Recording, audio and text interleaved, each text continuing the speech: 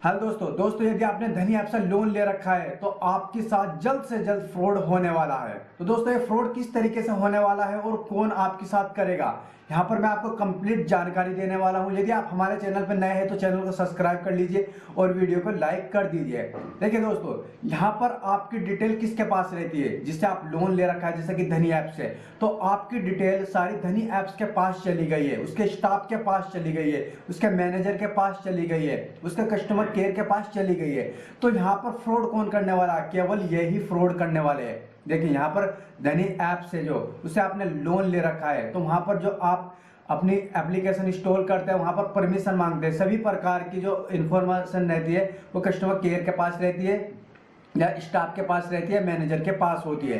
तो यहाँ पर आपके पास एक नॉर्मल कॉल आती है, बहुत नॉर्मल, मतलब ये ऐसी कॉल होती है जैसे कि कस्टमर केयर नहीं है, लेकिन मतलब कस्टमर केयर जैसी होती है, लेकिन वो ऐसी कॉल रहती है जैसे सिंपल व्यक्ति बोलेगा आपके साथ, सिंपल आपको आराम से समझाएगा कि मैं आपके जिले से बोल रहा हूँ और आपने धनी ऐप से लोन ले रखा है और मैं आपके नज़दीक हूँ और आपने लोन रीपेमेंट नहीं किया तो आप रीपेमेंट कर दीजिए।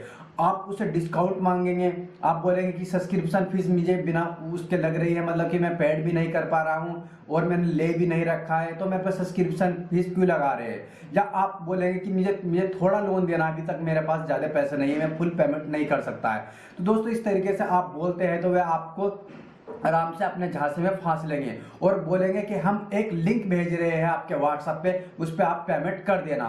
ठीक है, वह आपको मैसेज के द्वारा भेज सकते हैं, आपको मतलब कि व्हाट्सएप के द्वारा भेज सकते हैं, आपको एक लिंक भेजेंगे और लिंक में जैसे ही आप पेमेंट करेंगे तो वो पेमेंट आपका अपडेट नहीं होएगा, वो उनका पर्सनल अकाउंट रहता है, वो उसमें चला जाता है, लेकिन वो धनी ऐप्स में नहीं जाता है।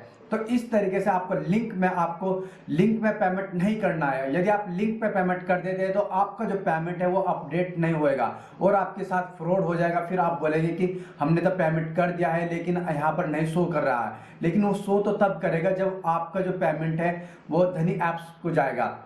तो आपके साथ जो फ्रॉड हो सकता है वो वहां पर आपको एक मतलब कि झांसे में फांस के हो जाएगा कि आप इस टाइम थोड़ा सा पेमेंट कर दीजिए, आप ज़्यादा नहीं कर सकते, 2000 कर दीजिए, 5000 कर दीजिए, जितने भी आपके पास है।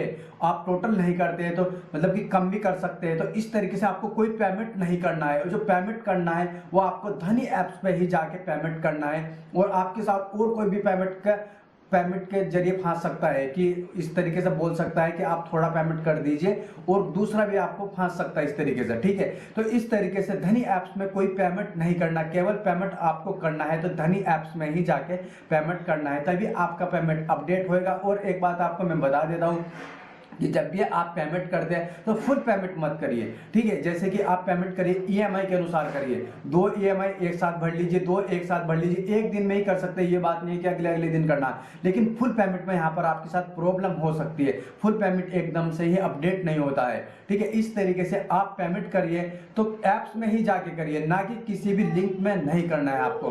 दोस्तों इस तरीके से आप फ्रॉड से बच सकते हैं।